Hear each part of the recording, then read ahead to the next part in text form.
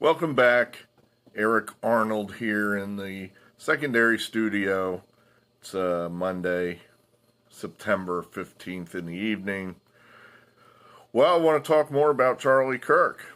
He's still dead, murdered by a communist. And I use the word communist relatively freely, but I think it pretty well fits. I mean, a lot of synonyms for that word are leftist, Marxist, Democrat, not necessarily.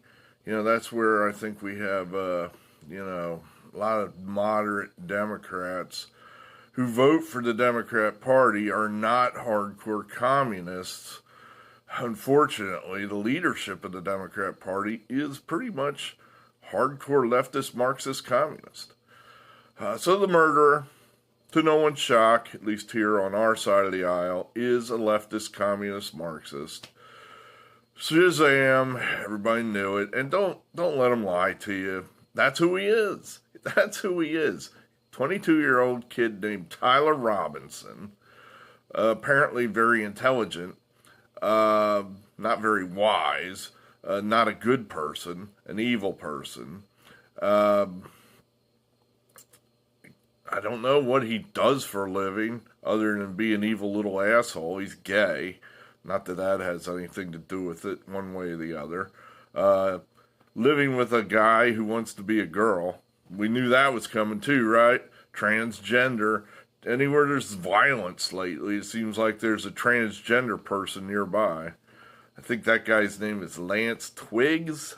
Lance Twiggs wants to be, I'm not sure what he wants to be. I've seen reports that he's a furry. I don't even know what the fuck that is. I really don't. It's like you dress up in like animal costumes or something and it's some kind of a sex thing, or what are you talking about?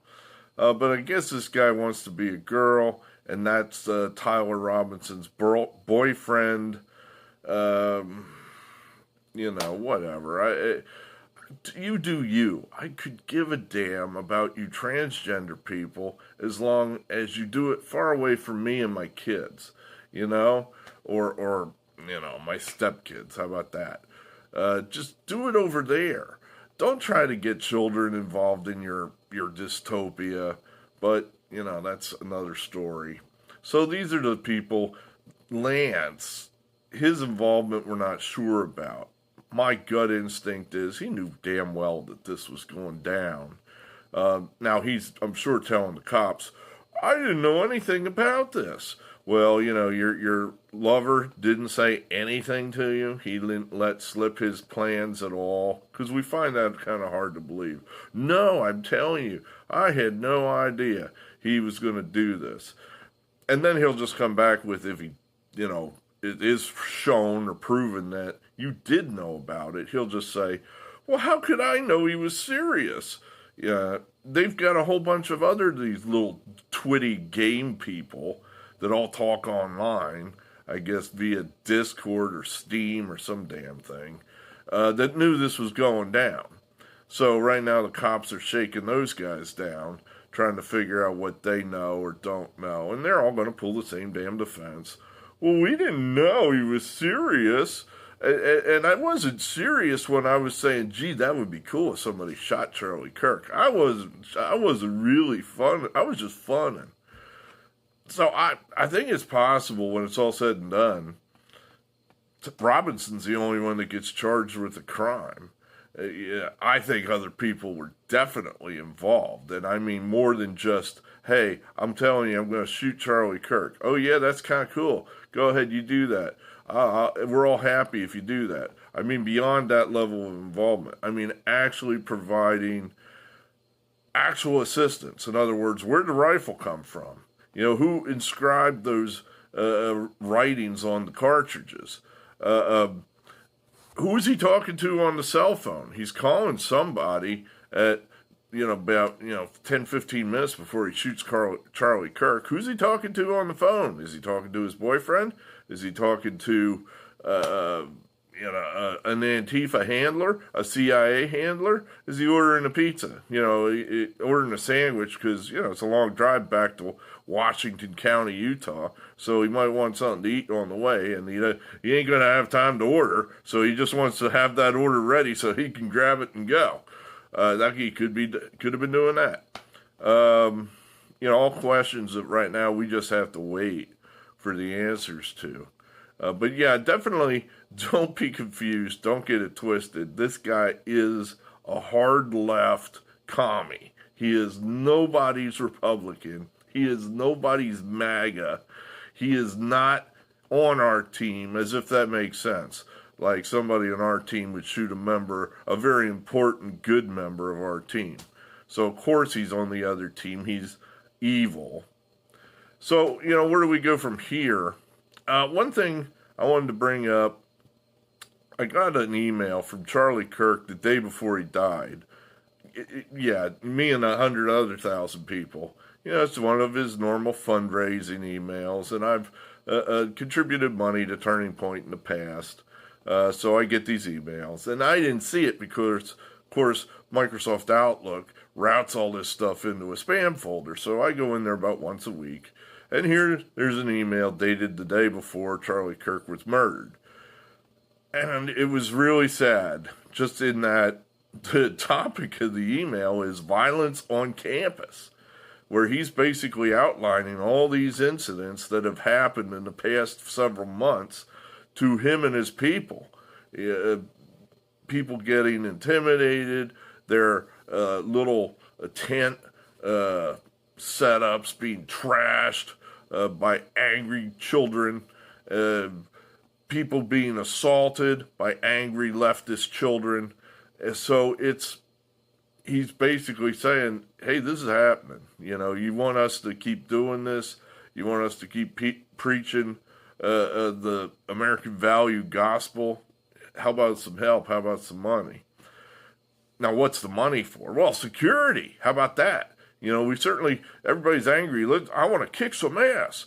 Well, I don't think we could do that, in that it's not going to help us. It's just going to backfire on us. And where do we start? Do I just find the nearest transsexual I can find and just beat the hell out of them just for fun? Maybe they're not actually a communist. I suppose it is possible that there are transgender people out there that are MAGA, that are hardcore Trump supporters. Find it unlikely, but I guess it's possible. So I don't know, you could just automatically just say that, well, there's Lola, a guy that wants to be a girl, or was it in the song, was it the other way around? I can't think at the moment of the Great Kinks song. What the lyrics were. But, let me go just kick the hell out of him, or her, or it, or whatever. Well, maybe they're not the bad guy. So you can't just blanketly go out there and kick ass. It's probably illegal. It's not going to help us politically, which is the most important thing. We have to win elections. That's how you put a stop to this kind of horrifying violence. That's where I don't think the moderate Democrats, I went on Facebook, I had to know. It's like, okay, let me go find some Democrats, because, a lot of your friends on Facebook, they're not really your friends, they're just people you knew at one point in time, and you haven't talked to them in years, and you kind of sort of, hey, how you doing? But you don't really, know these people that well, and a lot of these people are of the opposite political persuasion than you are. So I wanted to see, and, I don't know what I expected, but the Republicans are pissed. We're angry. We're sad. The Democrats are, for the most part, keeping their mouths shut. Now, I guess I could mean one of two things. Cynically, I kind of think it means that, hey, we're not sorry the dude's dead. He was on your team, and we didn't like him, and that's your problem. So, But we're not going to say anything just because we don't want to piss you off. And we think enough of you that we're going to let you be angry and not provoke you because, maybe we value your friendship or we just don't want a confrontation. I kind of cynically think it's probably it. But on a more optimistic side, possibly they're just sitting there doing some quiet reflection, saying to themselves, man, this is wrong. I don't have enough guts to come right out and say it. That, hey, I hate Donald Trump, but this is absolutely wrong. I don't have enough, and I basically have seen almost nobody doing that. Almost no one saying that. The only two people I've seen doing that is Bill Maher and I think John Fetterman, more or less words to that effect. I saw Maher. Maher's pretty, decisive about it. Good for him. He knew Charlie Kirk a little bit. He had him on his show. So, he knows him personally on some level. So good for Bill Maher not celebrating the guy's murder. So, yeah, it was a little, but this is a big deal. I know you moderates, particularly you moderate Democrats, don't get that. This is a major, major deal. I mean, this is akin to, I'm trying to think of a person on your side that'd be the equivalent of Charlie Kirk. Nobody really comes to mind. I mean, I'm sure you guys have some people out there that preach your way of thinking and organize for you guys. Charlie Kirk was the equivalent of an elected official. There's no question about that. He was that important. And he was murdered simply because of the way he thought. He wasn't murdered because of a cheating wife or a cheating husband. He wasn't murdered because he owed a debt. He was murdered because of his political beliefs. And that is 100% not American. That is not the way this country has functioned for God knows how long. I mean, and the times when it did happen were times of great upheaval in our history. Abraham Lincoln getting shot.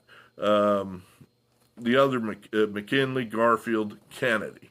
Those are your four presidents that were assassinated. We've had governors. Trying to think, that guy was a mayor. I guess the mayor of Chicago was murdered in the 30s.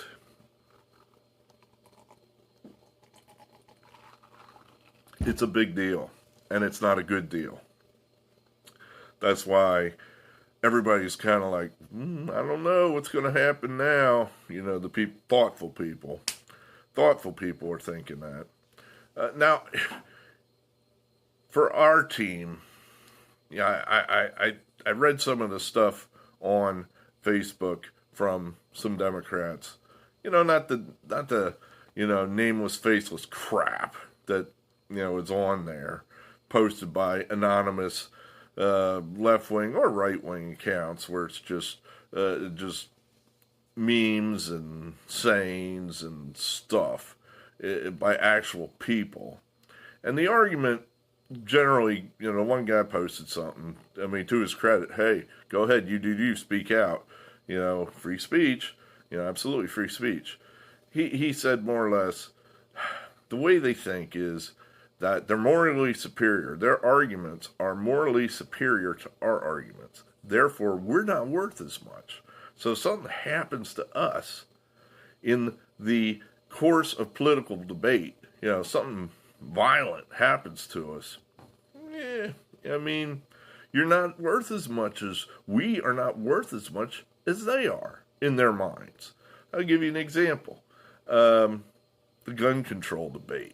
That's probably one of the things these guys go to right away when there's political violence, because, it usually involves a gun. And in their minds, the guns are responsible for everything terrible happening. If there were no guns, the world would be so much better. If only the government was allowed to have guns, the world would be so much better. Well, obviously, we disagree with that. Pretty, 180. We're not on the same page. In fact, we're on the complete opposite reverse side of the page from that. And not to get into a gun control debate here, we have a lot of good reasons why.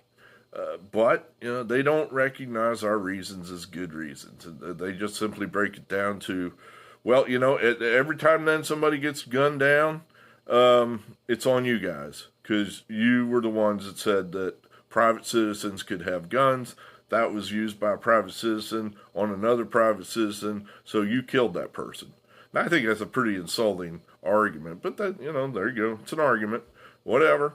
And so that's what they believe. So then when something like this happens, well, we don't get any empathy. We don't get any respect for our verbal argument because we're killing people. So therefore, violence is okay against us. It's truly insulting that, they think so little of our verbal arguments. As if like the argument is, okay, well now we could choose to kill 1,000 school children in school shootings, or we could choose not to. And we all stand up and go, well, we'd like to kill 1,000 children. Yes, absolutely. As if there's no other facets of that argument. There's no liberty aspect to it. There's no slippery slope. Hey, if we have all the guns in the hands of just a handful of people, i.e. the government, what if they turn them on us? I mean, has that ever happened? Yes, of course it has. Of course it has. And it turns into a bloody disaster with bodies piled as high as the ceiling. But, again, our arguments aren't worth acknowledging. So that's where they're coming from with their rage that, if one of our side gets killed, it is okay. It's okay. It doesn't matter because our arguments are so not worthy of anything that we deserve all the violence that we get. Now, to me, anyone thinking that way is not someone you want to be friends with. Is not somebody you can reason with. And, the person who posted this online, I would love to, it's like, man, think about what you're saying. It's like you have so little respect for us that we can't even talk, where you just say, hey, you asked for it, you were shot, so you asked for it.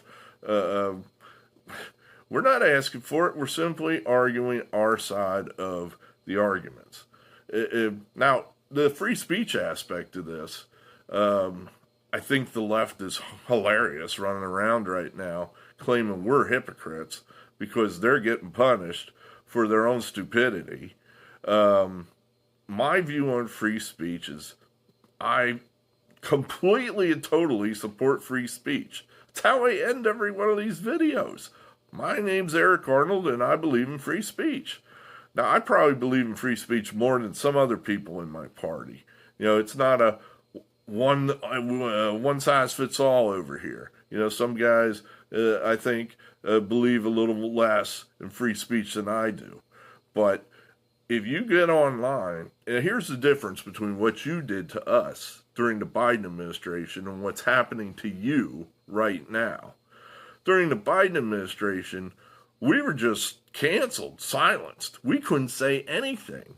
If we said, hey, I don't think these vaccinations are safe, I don't know if I'm going to take it, that video was just ripped down. We were suspended, kicked off whatever platform we were on.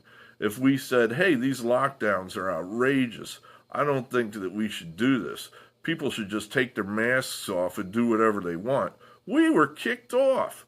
Ivermectin, I think that's probably a safe and effective treatment for COVID. Again, silence, kicked off. And you're saying, well, the platforms did that themselves. Yeah, with the assistance of the government. The government was pushing these guys. We know that now from the files that Elon Musk bought when he bought Twitter, which is now X.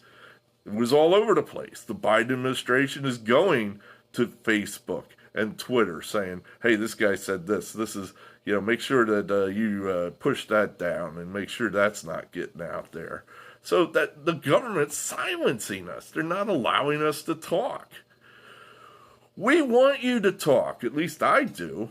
I don't want you silenced. If you are out there celebrating the death of Charlie Kirk, I don't want you to shut up. I want you to speak louder. I'll amplify what you're saying for you. Go ahead, put it in the comments. Let me know so it's there, so I know you're saying it, and I'll help you. I will help you amplify your message. Bob Smith, says that he hates Charlie Kirk and he's glad he's dead. Good. Let's get that out there. Now, don't be upset when people you have a business arrangement with, i.e., say, an employer, doesn't agree with your way of thinking. Freedom of speech does not mean freedom of agreement or freedom from consequences. You teachers out there, teachers are, oh my God, teachers. My mother was a teacher. My uncle was a teacher. Needless to say, both Democrats. And there's no more, truck drivers are close, but no more aggrieved class of people out there than, I would say, a teacher. Good God. But here it comes. They think they have the right to do anything. They have the right to say anything. That's not true. You have an employer. It's the school board who is ultimately the community. The school board represents the community. They're elected officials from the community. So if the school board doesn't like what you're saying, you don't have the right to just run your mouth and say, yeah, I hate Donald Trump and I wish he was dead. Well, I think that's a crime just because there's a special category of crime over there as far as threatening the president. But let me replace that. Let me just say Charlie Kirk. You're talking about celebrating the death of the guy. Well, the school board might not like that. The school board might say, you know what? We like Charlie Kirk and we're sad that he's dead, and we really don't like that you're teaching our children your values, that murder is okay. So they can fire you. That is perfectly okay. Same with if you're working for a private corporation. I saw these people, a couple pilots were canned, because of their celebration of Charlie Kirk's death. Well, gee whiz, welcome to planet Earth. Here I'm on the board of directors of Delta Airlines, and I find out that some schlub pilot is making national headlines because they're so happy about murder. Pro-murder, yay, woohoo, pro-murder. I'm glad that guy was dead. Go murder. We love murder. I don't think that's a good slogan for Delta Airlines. Hey, we get you there on time, and we don't care if people get killed somewhere else. We're pro-murder. Pro-murder, and we get you there on time. That's a shitty slogan. That's not good business. So yeah, it's very easy for them to fire you. It's only common sense. It's good business.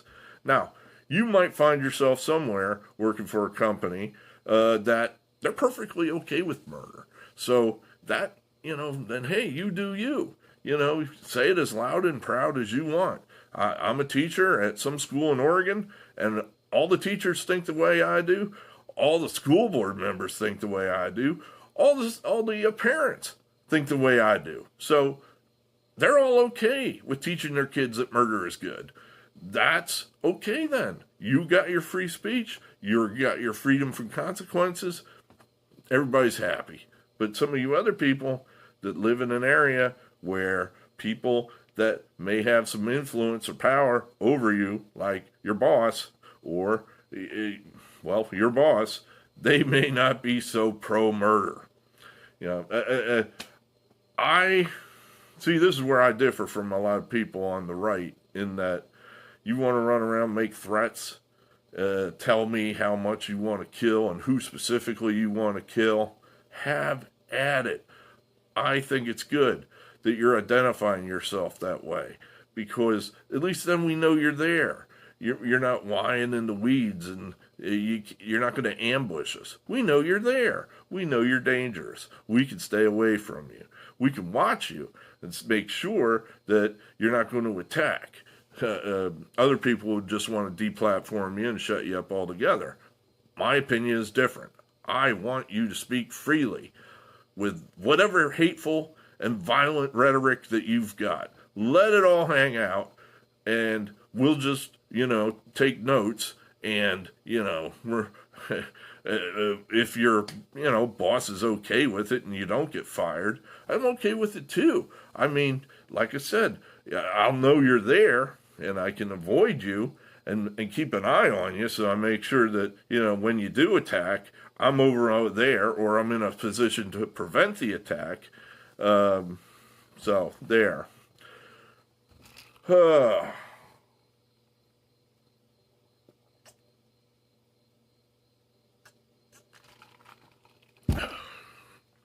But yeah, but I'm sad. I mean, we've got to just keep doing what we're doing as far as to defeat this radical leftism.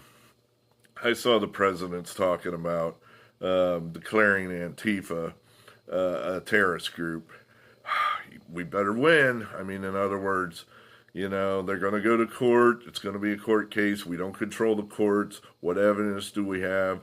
So if we just come out with that and we're not ready, it could backfire on us. So, I hope that people up there have got their ducks in a row and know what they're doing.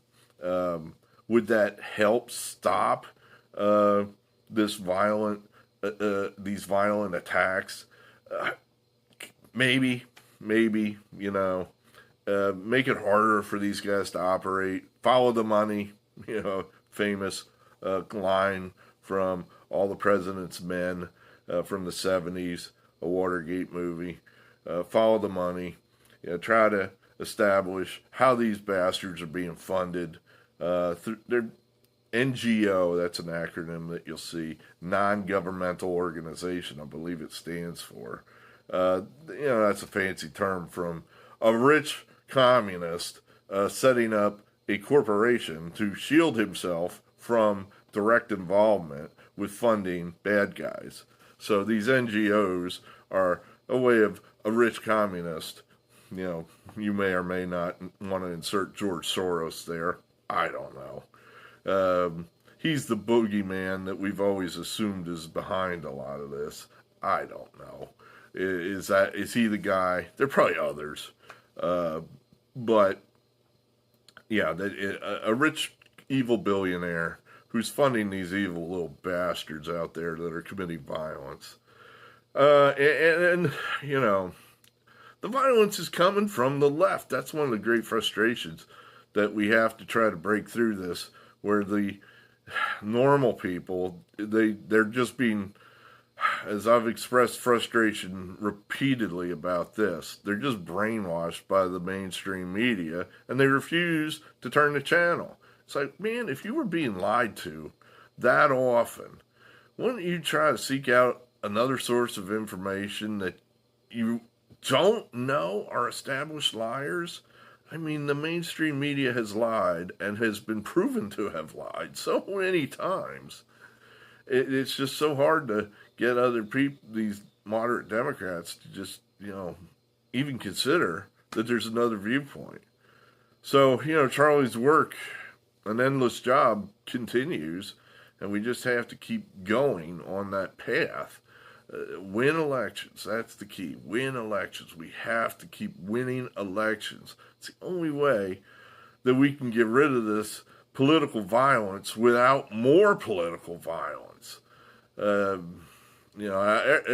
seems to think it's just going to get worse from here.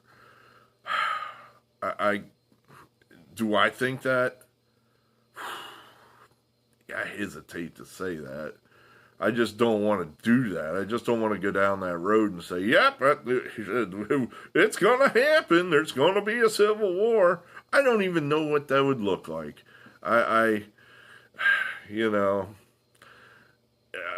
even want to think about it. But, these people keep getting assassinated for speaking out, for just expressing political opinions.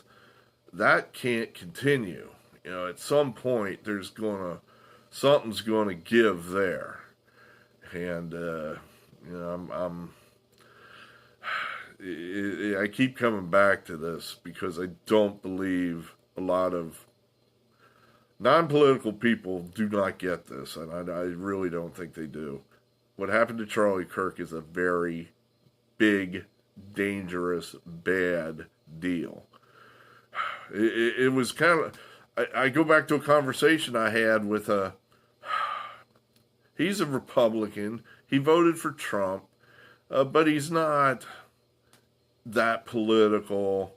You know, you know, he just has other things in his life, I guess. Um, the attempted assassination of Butler happened the night that we were having a social get together here at my house. And I said to him, I think it might have been the day it had happened. I'm like, oh my God, can you believe this happened? And, I said, well, I mean, if the president or former president at that time, Trump, had been killed, I said, we wouldn't be having this event. We wouldn't be having this social event here tonight. And he was just shocked. He was like, why? As if a leading candidate for president of the United States being assassinated is something you can just shove over in a corner while your life goes on. It's like, are you kidding me, man? This is a major, major event in many, many, many people's lives. Some of us know this is important. It's important to my current present. It's important to my future. It's important to my stepkids' future, the country's future. What kind of country are they going to be raised in? This is a major event.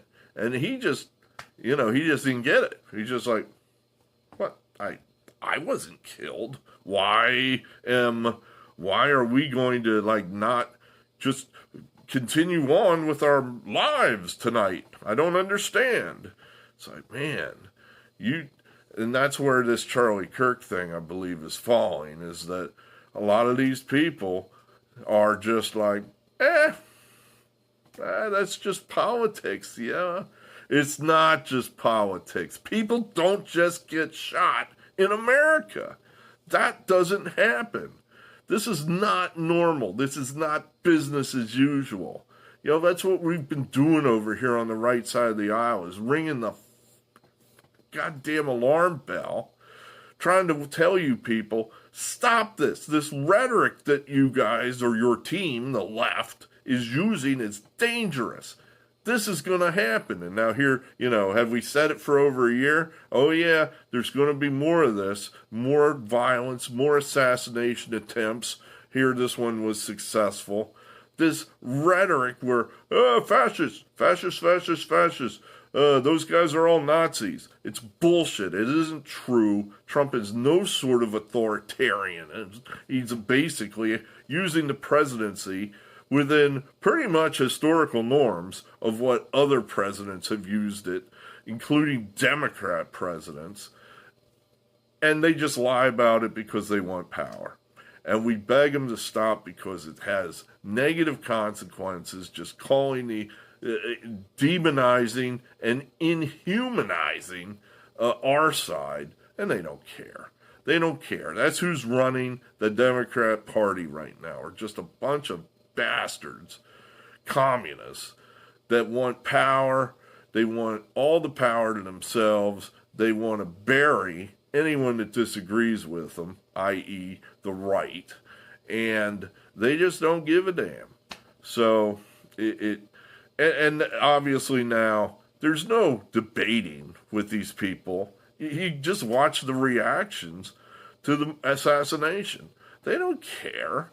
The elected officials, like I said, I think the only one I saw that showed the least bit of, hey, whoa, things are getting a little out of hand here was Senator Fetterman. Other than that, I haven't seen one Democrat official that had said anything other than, oh, this is really sad and terrible. Violence at any time is inexcusable. What about that? What about them? What about? Bullshit. Take your what about and stick it up your ass. You guys are the ones that are doing this. We know it. You know it, you goddamn bastards. But, again, we can't reason with these hardcore assholes in the Democrat Party.